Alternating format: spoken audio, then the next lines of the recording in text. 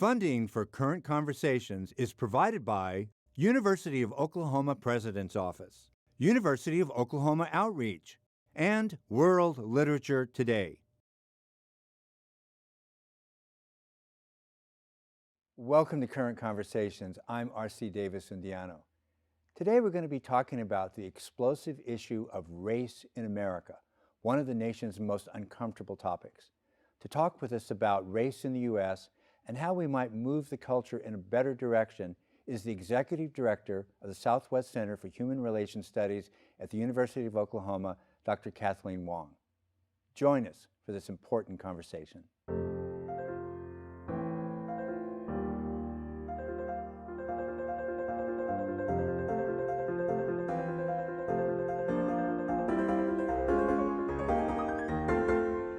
Maybe we could start by talking a little bit about the history of race in America. Sometimes listening to pundits and even politicians, I get the idea that they're really creating a very simple picture, because you look back at almost anything, the Chinese Exclusion Act or 1790, the Naturalization Act, which said to be an American citizen you have to be white. And I get the impression much more of a simmering pot, not placidity before and trouble now. Would you reflect on that a little bit? So I think that, the fact that you mentioned history that goes all the way back to the founding of our country, or at least within 100 years of the official founding of our country, we have always been a country that has struggled with issues of race and ethnicity and sovereignty with Native Americans. And so we've seen, whether it's genocide or it's institutional racism, denial of voting rights, denial of property ownership, all of these type of things that are part of our history have been there. I think in the modern period, we have had more specifically very kind of limited public sort of dialogues and discussions on race. More specifically, they've been limited to race and criminality, race and incarceration, with probably often the distortion in the media that the people being mainly incarcerated or mainly taking drugs are minorities, and the facts very often just don't support that. Absolutely.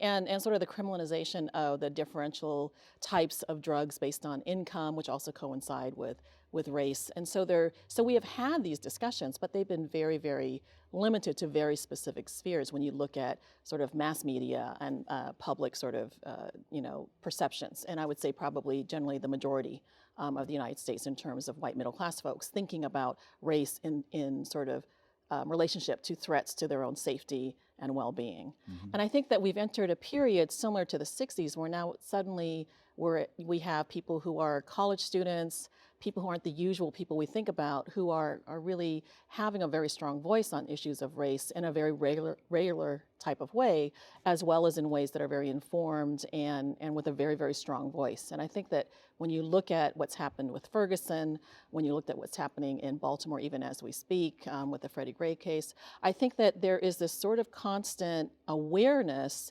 as well as I think a belief that this has been going on, that this is sort of the straw that broke the camel's back. And I think that when we say, oh, it's people have just been angry in the last year and a half, from my own perspective and my communities and the work I've done as well as where I've grown up, I grew up in the Oakland Bay Area. This is not a new story, right? And so we're really now getting to the point where it's become public.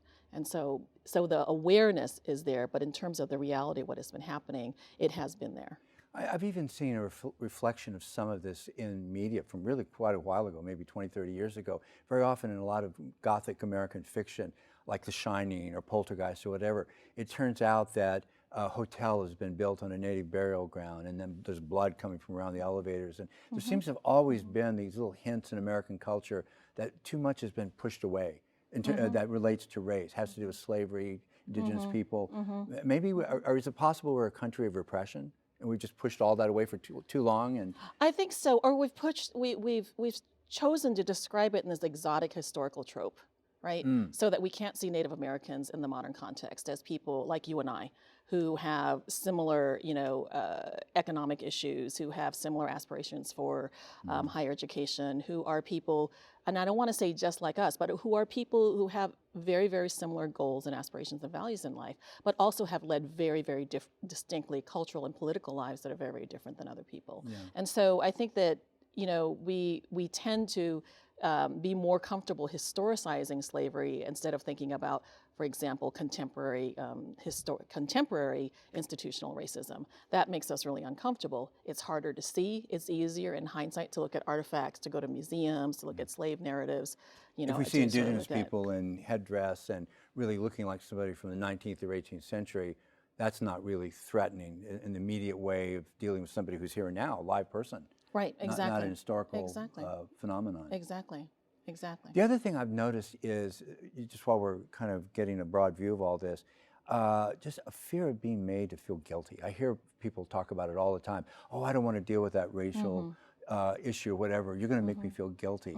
That never seems focused in the right place somehow.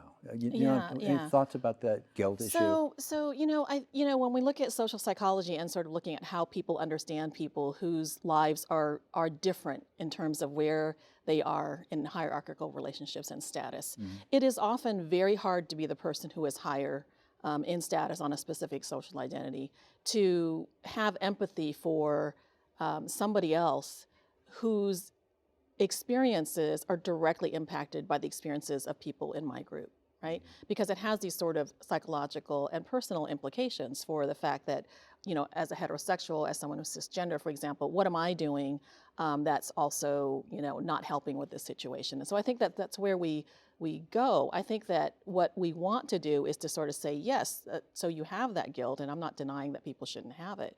I don't think we ever want to say people shouldn't feel what they want to feel. But I think that what we need to do is to stay engaged so that we can work through that and gain some insight, right? So to gain some insight about what does that mean in terms of my relationship then to other groups, right? So we inherit these systems of relationships that we had nothing to do personally with creating, right? I had nothing to do with creating the system of heterosexism, but I live in it. I benefit from it. I can reinforce it. I can pretend that if I do nothing, that I'm actually not hurting people, but in fact, I'm not resisting it. So there's things that I think that we need to sort of think more carefully. I think it's okay to have emotions. I think Americans are generally pretty fearful of having emotions and affect about race and racism. I think that it's part of the Puritan ethic and the culture, fear of emotions and nervous about the body and hygiene and sexuality and death and everything else. Yeah, I suppose, I think that when people show their strong feelings about issues like discrimination, it's hard to sort of hang on to those emotions and feel like you have control, over your intellect and over the things that the ways in which you would like to present yourself. So there's this phenomenon called aversive racism, right? There's also aversive homophobia, aversive classism, aversive sexism. And so it's this sort of, where we take up some of our mental space because we are concerned that people might think that we're racist. And so even as a woman of color teaching white students, for example, in the back of my mind, I might be sort of worried that I hope these students don't think I don't like them because they're white. So it actually ends up reducing some of our cognitive capacity when we actually need it, right, to engage in these very complex issues. So I think that these things are things that happen to everybody. And we need to be a little more willing to stay engaged, but also to allow people who want to disengage. Right? The national dialogue on race never really seems quite where it should be. After Katrina, there were lots of racial implications of what happened to the folks in New Orleans or Ferguson or wherever. We, as a country, seem to look for scapegoats. We want to indict somebody or whatever. But as far as reflecting on national attitudes, it just never seems commensurate. It never seems to be quite at the level it should be at. I think that the media is often not a good place to have really careful, thoughtful, critical, complex thinking in terms of interrogation. I think that the classroom is an opportune place to do that. I wish that there were more public forums, where people could, even in front of the media, have these kind of meaningful, deep discussions. I think what we tend to do is the news is to capture someone with their highest emotion versus their highest sort of cognitive engagement, right? So there are meaningful conversations all over the country being had, whether it's in with religious institutions, interfaith councils, community centers, boys and girls clubs, YWCAs, YMCAs across the country, schools, universities, but those don't really make the press, right? These sort of meaningful engagement. It doesn't mean that people are sitting around really quietly talking. Some people are very emotional, people are very engaged, but they're actually staying engaged and really talking about things meaningfully. We tend not to film those or want to be at those. So, we're going to capture the, people yelling at each other at a rally where emotions are high. And although that's a very important part of American, political process, right? Activism and everything, it's not the only way that people communicate about these issues. When people talk about race, there seem to be some platitudes that we go back to again and again. For example, sometimes I hear some pretty close to successful diversity, we can pull that off in the culture, and minority representation will solve the problem of racial inequity and racial conflict in America. Maybe this relates to affirmative action a little bit. What's wrong with that picture? I mean, how much of that would you endorse? What would you want to add before you could endorse it? Well, I think that, so right now there's the Fisher case in front of the Supreme Court, right? Fisher versus the University of Texas at Austin. Versus UT Austin. And so, I think that the media and maybe a lot of the general public tends to think that it's an issue about, if we, the side that's in support of affirmative action wants representation. And they think of representation in a very simplistic way. You get them to the university, you get them into the context, and everything is going to be fine. When in fact, it's really about equity and access. But once people get there, there's still all these other issues, right?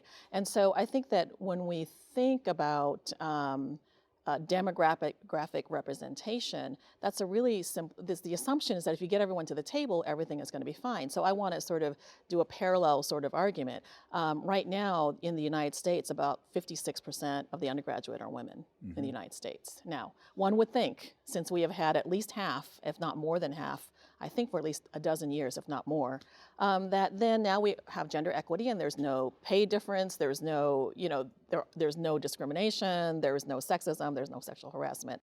So representation is a very small part. It's a very important part.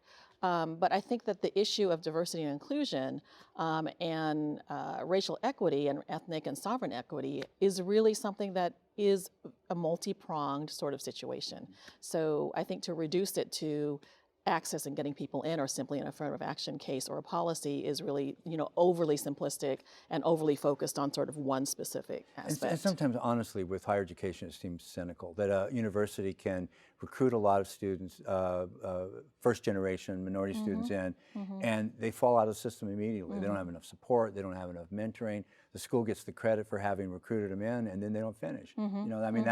I think that's the sort of limitation you're talking about, right? It's just not enough. Right. There's not enough. And then, but if you look at in Texas, right, they have the 10% rule. There are many students who do succeed, but in terms of, at 10% of every school, students from the underprepared schools tend to not do as well, right? And that is really an issue of class, but it coincides with race because there has been a history of sort of the intersection of race and class in a way that we have segregated through either income or through housing rules or the ways in which people are allowed to, to rent. People get redlined in different districts. So there's all this sort of structural issues that occur, and then we sort of oversimplify it and say, well, see, look, these people can't make it, right?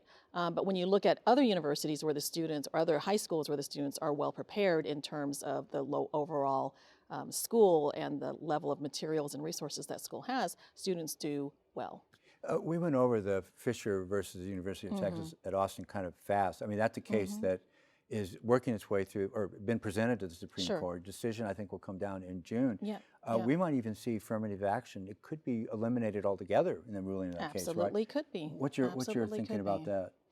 Well, I think that, we already have the precedent of states, such as California and Michigan, who have already had initiatives, voter-approved initiatives, where they have done away with the use of race in admissions in higher education. And at those universities in those states, they have come up with ways that really, I think, address what the purpose of affirmative action really was in the beginning, which was to bring people to an institution so that you can create the type of world and the type of sort of intellectual diversity and dynamic that benefits the entire university. And so they've been able to have an admissions process that actually looks at sort of aggregating these type of perspectives and experiences so that they can have that kind of diversity in addition to racial and ethnic diversity. It's not just based on your race and your ethnicity, but really on your perspectives that you bring along with that, as well as class, geography, talent. All these types of things come into what we call a holistic, right?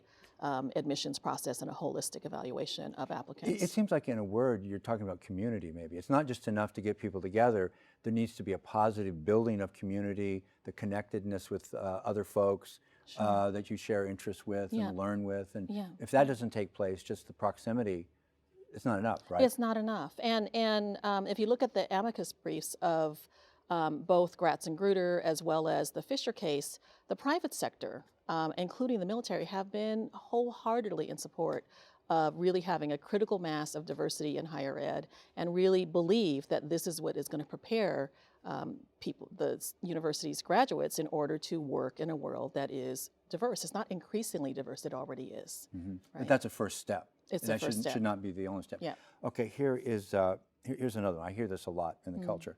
A refining of our focus and commitment, lean in, I think you said this a moment ago. When it happens, we'll solve the problem of career and professional inequity and racial conflict in the U.S.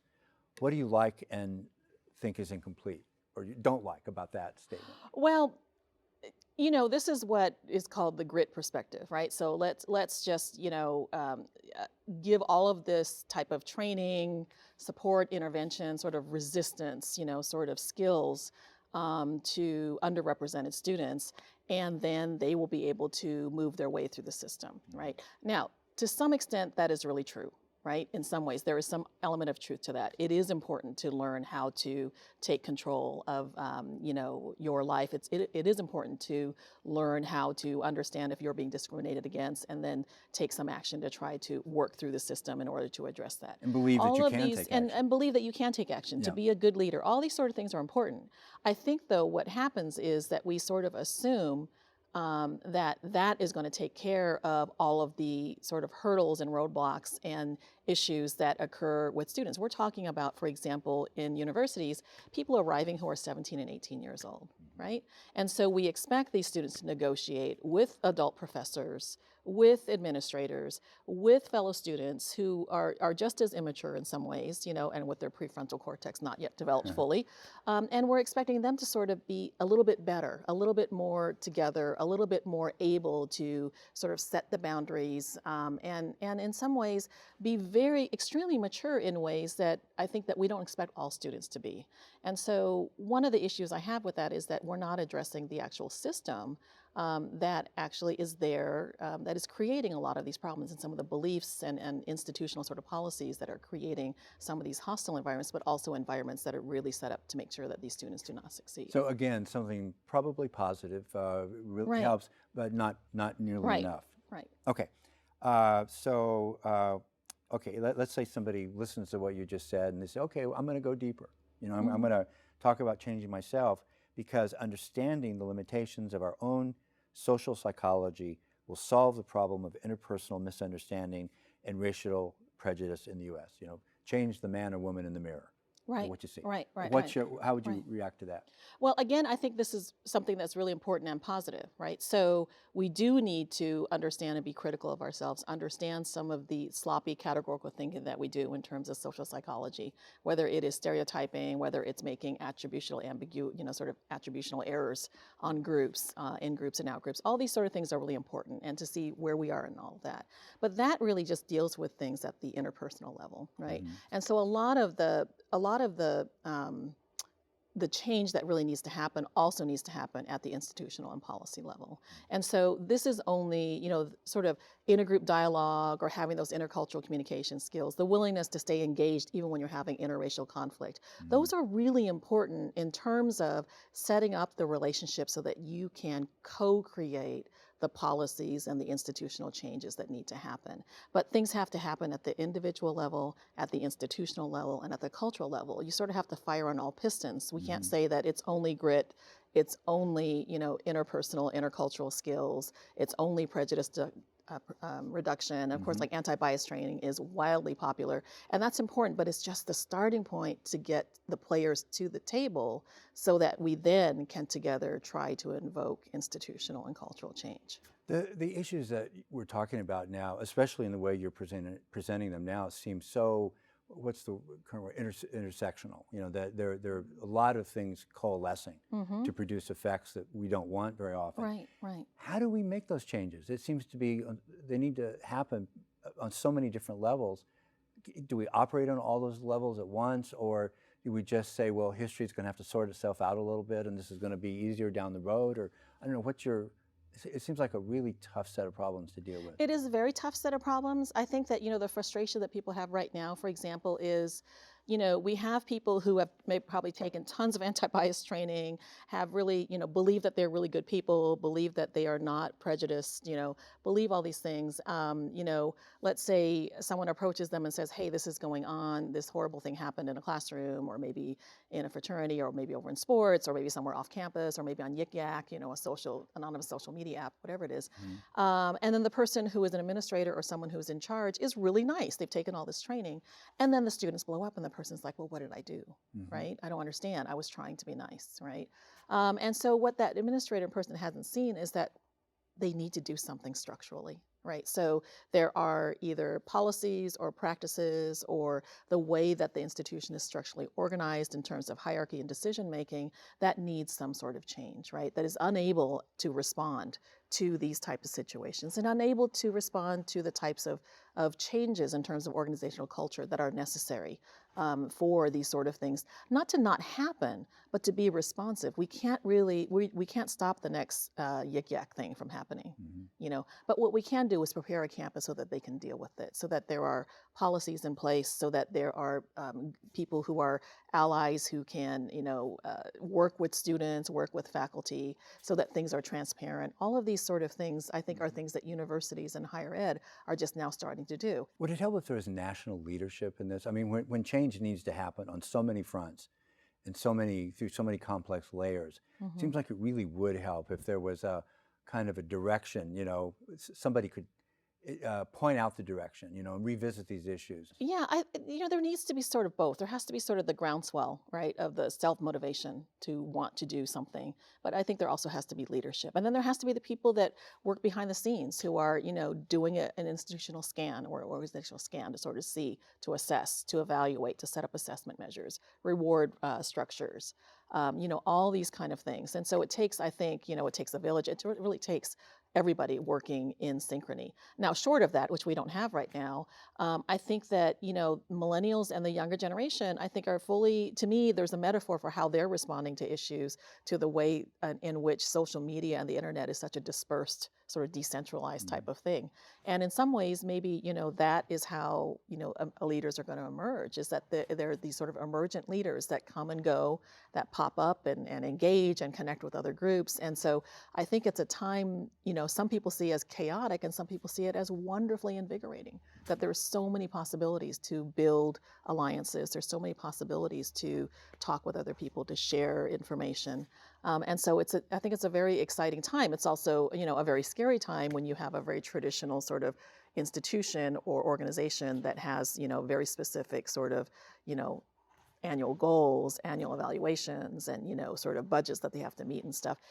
I can see why people are really anxious, because all of the ways in which we enact some of the activism as well as some of the responses are very, very different. They're coming from very, very different systems. It seems like you're talking about something that seems really frightening but could be very, very good. In other words, these racial problems, racial conflicts didn't just erupt in the 80s or 90s or in the 21st century. They were all along but not being faced. Right. So if they're at least more on the surface now because of media, because of where we are historically, the demographics of the culture, if it's out there, there is a better chance to focus and really do something. Yeah, I think that there's this very bittersweet type of experience. I mean, as a person of color, the things I'm hearing about have been around forever, even when I was an undergraduate and graduate student. Some things have not changed, sadly enough. Yeah. At the same time, there's a lot of hope because now finally other people are now finally hearing what's been going on. And they may not react well initially. They but don't react well, may not but even it's out there. believe it. Yeah, You but know, it's they may out not there. even believe it. You know, if you tell someone, well, the things that are happening,